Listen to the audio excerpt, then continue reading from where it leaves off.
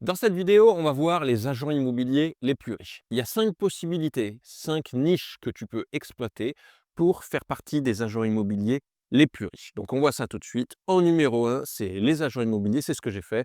C'est pour ça que je l'ai mis en numéro 1, qui travaillent avec des investisseurs. Ma réflexion, c'était, je travaille avec des individus, des particuliers, bon, 1 000 000, 2 millions. Déjà, tu vois, quand tu arrives à taper le 2 millions en région parisienne, c'est pas tout le monde qui peut se permettre d'acheter une maison à 2 millions. Et à 2 millions, tu as une jolie commission. Disons, tu prends 4 tu as 80 000. OK. Comment je fais pour avoir 160 000 de commission? Eh ben, il faut que je rentre des mandats à 4 millions. Mais des mandats à 4 millions, c'est des gens qui ont, 40, 60 ans, ou voire plus.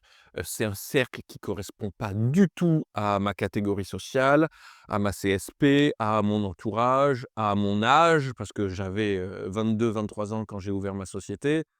Donc, niqué. Sauf si tu travailles avec des investisseurs. Un investisseur, tu peux lui dire: «Le dossier, il est à 10 millions». Si la marge est suffisante, il va les trouver les 10 millions parce que derrière, il y a les banquiers. Et qui a plus de budget que les banques? Personne. Donc si tu pars du principe que ton but, c'est d'avoir le plus de gagner le plus d'argent possible pour avoir cette liberté financière et pour profiter de tes enfants, qu'est-ce que tu fais? Tu cherches à faire les plus grosses commissions possibles et du coup, tu vas t'intéresser aux investisseurs et aux investisseurs au sens large. C'est-à-dire que le marchand de biens, il va peut-être avoir un levier financier avec les banques un peu moins élevé, sauf que qu'est-ce que tu vas faire? Tu vas faire 4 ventes d'un coup avec plein d'opérations de marchand de biens. Je pars toujours du principe une belle opération de marchand de biens, c'est, qui peut diviser au minimum en 3 lots. En 2 lots, c'est jamais rentable et c'est bancal. Donc une opération de marchand de biens, il achète un lot et ensuite il en transforme 3. 3 plus 1, ça fait 4 et du coup, tu fais la première vente. Tu négocies évidemment en exclusivité parce qu'un marchand, il va gagner de l'argent, donc tu lui dis: «Écoute, moi, OK, c'est toi que je mets sur le dossier, mais si tu veux que je mette personne d'autre, tu me files l'exclusivité, des reventes» et du coup, tu fais une vente plus 3 autres après et là, banco, OK? Ensuite, tu peux faire des immeubles entiers. Alors là, quel bien a le plus de surface qu'un immeuble entier? Donc voilà, donc c'est sûr qu'au prix au mètre carré, tu arrives à vendre des immeubles, c'est gagnant. Tu fais des transactions avec des promoteurs. Il y a l'inconvénient d'avoir la condition suspensive de permis de construire, les délais avec les recours des voisins et cetera. Sauf que, eh ben, c'est eux qui sur une ville, la transaction la plus élevée, ça va forcément être un investisseur et souvent un promoteur, même, une pompe à essence, un immeuble abandonné, une maison, une pompe à essence, enfin plein un bureau tout pourri, squatté, tagué et cetera. Tu dis: «Ça vaut rien», sauf que c'est sur la rue passante, tu peux raser, faire un immeuble de 5, 6, 8 étages, on s'en fout et donc là, ça va être très intéressant financièrement et c'est là où il y a le plus de pognon à faire. Donc dis-toi que peu importe ta ton secteur, sur la ville où tu travailles, tu peux être agent immobilier entre guillemets «normal». Ça fait 20 ans que tu fais cette ville. 99 du temps, c'est pas toi qui as fait la plus grosse transaction du secteur. La transaction du secteur, elle a été faite par un agent immobilier, qui peut être après il y a des limites à tout ça parce que tu as des avocats d'affaires, tu as des banquiers, tu as bon bref, c'est un microcosme assez particulier, mais tu as très peu d'agents immobiliers qui vont faire la plus grosse vente du secteur. Ça va venir d'une agence spécialisée, ou d'un notaire ou de quelqu'un d'autre qui va faire cette transaction avec cet investisseur et toi, tu es spécialisé sur, les plus belles maisons de ton secteur qui sont à 800 000 € et tu vas rater une vente à 3 millions d'euros qui est, un Bricorama ou, peu importe, qui est, en pleine rue passante. Il y a du bruit et cetera, sauf que le Bricorama, je dis Bricorama pour, là tu as compris, hein, un un gros bâtiment qui est rasé et là, il va y avoir un joli immeuble d'habitation parce que le PLU le permet. Donc première équipe d'agents immobiliers riches, c'est ça. Donc souvent, tu as des agents spécialisés, je ne vais pas les citer, et parfois tu as des branches dans certains grands groupes, des branches spécialisées dans les commercialisations et cetera, sur ça. Agent immobilier numéro 2 qui gagne plein de pognon, celui qui est spécialisé dans les programmes neufs.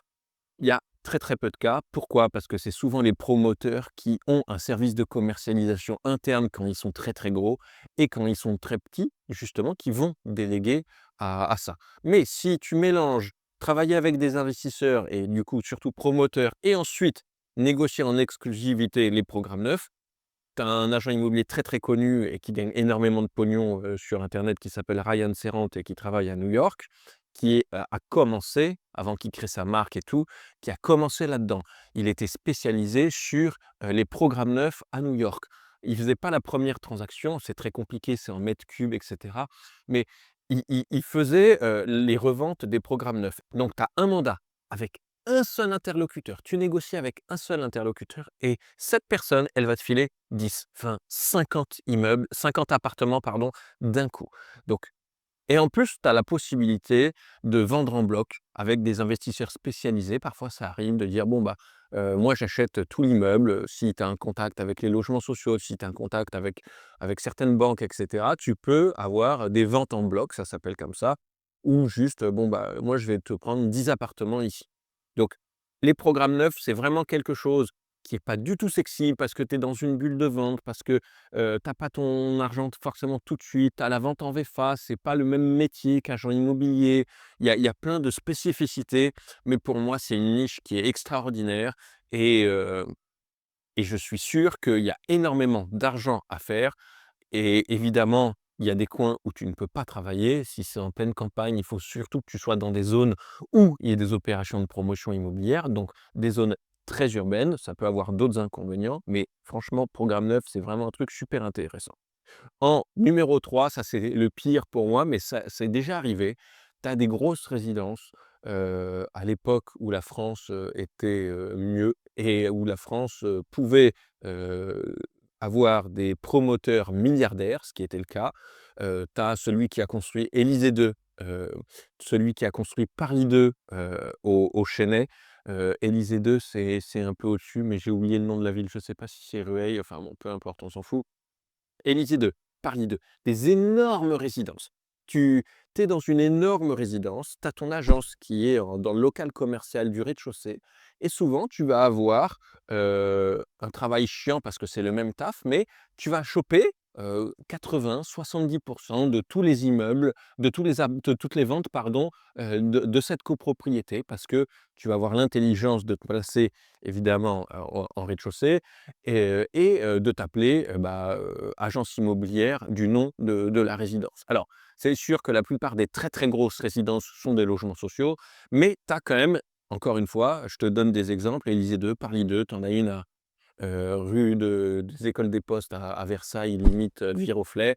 Tu as des grosses copropriétés comme ça, où tu as une agence immobilière qui est en bas et qui va choper, une grosse partie. Alors ton métier, il est horrible parce que tu vends tout le temps la même chose, mais tu sais que les 3 pièces dans cette copropriété, ça vaut 200 000, les 4 pièces, ça vaut 250. Enfin bon bref, je te dis des prix au hasard et là, si tu veux te faire chier, mais au moins c'est simple, à prospecter, c'est sur place et cetera. Il y a pas de surprise. Enfin vraiment, c'est là où c'est pas un truc qui m'intéresse, mais encore une fois, on s'en fout de ce qui m'intéresse. J'essaye d'être objectif et de traiter tout, c'est une possibilité. Ensuite, en numéro 4, c'est le haut de gamme. Moi, je vends une maison à 1 million. Toi, tu vends une maison à 2 millions. C'est à peu près le même travail. En tout cas, c'est la même quantité de travail. Sauf que toi qui vends à 2 millions, tu vas gagner 2 fois plus que moi. On fait le même boulot, tu vas gagner 2 fois plus que moi. Ça veut dire que je te dis n'importe quoi, je gagne 50 € de l'heure, tu vas gagner 100 € de l'heure pour le même travail quasiment. Donc, qu'est-ce que tu fais? Tu te spécialises sur l'eau de gamme. Alors, je sais que c'est plus facile à dire qu'à faire. Je sais que quand tu es très jeune, c'est une galère parce que moi, je l'ai vécu. Il faut avoir un bon relationnel. Il faut faire partie du même cru. Ça, c'est vraiment le plus compliqué. Il faut aller aux mêmes soirées. C'est énormément de relationnel. Il faut aimer les mêmes choses. Écoute, moi, c'est pas du tout, mon style. J'arrivais à rentrer des trucs haut de gamme, à discuter avec des gens qui surpesaient, qui avaient des baraques à 5-6 millions d'euros, parce que j'avais le réseau d'investisseurs qui, achetaient. Mais j'avais pas tu vois, on n'était pas copains, je les ai pas rencontrés au country club, on n'allait pas à Courchevel ensemble, c'est pas là où on s'est rencontrés. Non, c'est juste ma prospection spécialisée sur, la constructibilité de la maison à 5-6 millions qui, entre nous, est quand même assez compliqué à revendre parce qu'il y a pas énormément de clients qui ont 5 ou 6 millions pour acheter une maison et donc le fait de dire: «Bon, bah, moi j'ai un client qui a pas de conditions de financement et 5 ou 6 millions, bah, c'est rien pour lui parce que c'est un investisseur qui a les banques derrière». Voilà. Entre là, je te parle de moi, ce que je faisais, mais si tu veux rester sur du haut de gamme, il va falloir que tu aies un certain âge, il va falloir que, tu te mélanges à cette population qui est quand même assez différente. Tu vois? Tu as des gens qui vont faire du foot, tu as des gens qui vont faire du golf, c'est pas du tout la même équipe et encore une fois, là, tu vas faire un travail qui est beaucoup plus sympa parce que tu vois des belles maisons, tu vois des beaux jardins, tu vois des belles choses, tu discutes avec des gens qui sont vachement intéressants, souvent avec des gens qui vont s'expatrier, puisqu'ils sont intelligents ou alors qui, bougent souvent, qui ont une éducation, qui donnent à leurs enfants assez intéressante. Moi, j'ai appris énormément au contact de ces propriétaires qui m'ont pas pris sous leurs ailes, mais un peu. Mais quand tu vois un petit puceau comme moi, à 25 ans, discuter avec quelqu'un qui a 50 ans, une maison à 3, 4, 5 millions d'euros, et ben, j'ai eu des conseils de vie, tu vois? Le plus gros conseil de vie, même si c'est pas le sujet de la vidéo, c'est un gars qui avait vendu sa boîte, j'ai tout, j'ai prénom, nom, adresse, j'ai tout dans ma tête, mais et qui revendait sa maison parce qu'il était à son 5e ou 4e divorce, avec toujours pareil la nana qui a 30 ans de moins que lui, qui était fraîche au possible en plus et donc tu vois, lui, il m'a dit: «Didier, bah, te marie jamais». Et tu vois, aujourd'hui, je suis séparé et je suis très content de ne pas m'être marié parce que du coup, bah, j'ai encore de l'argent et tu as des conseils comme ça. Enfin, c'est vachement intéressant, de discuter. Enfin, le métier d'agent immobilier, c'est du relationnel, c'est discuter avec les gens et quand tu discutes avec des gens qui ont réussi et ben, ça te permet d'apprendre et pour finir, 5e point, le dernier cas, c'est l'agent immobilier normal, mais qui voit sur du long terme, qui est là depuis 20 ans. Parce que même si tu fais pas ce que j'ai dit, hein, tu fais des petits apparts, des petits trucs, imagine en 30 ans, le pouvoir que tu as. Ça fait 30 ans que tu connais le secteur, tu connais quasiment tout le monde. Tu as posé des centaines de panneaux vendus, tu as ce bouche à oreille, tu as quelqu'un à qui tu as vendu, une maison il y a 10 ans, et ben, il va déménager peut-être, il va s'agrandir, il va être muté, il va avoir un décès malheureusement. Et du coup, il va te refiler la vente puisque ça s'est très bien passé avec toi. Imagine le pouvoir de tes prospectus que tu distribues, tous les mois depuis 30 ans. Imagine, le bouche à oreille que tu as, le réseau que tu as, le relationnel que tu as.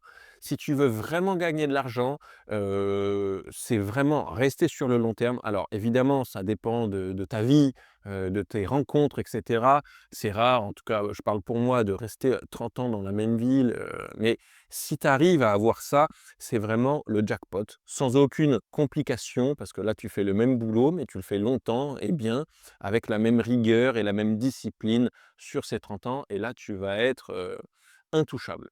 Voilà pour cette vidéo, j'espère qu'elle t'a plu, n'hésite pas à t'abonner parce qu'il y en aura 2 par semaine et d'ici la prochaine, je te dis porte-toi bien, à plus.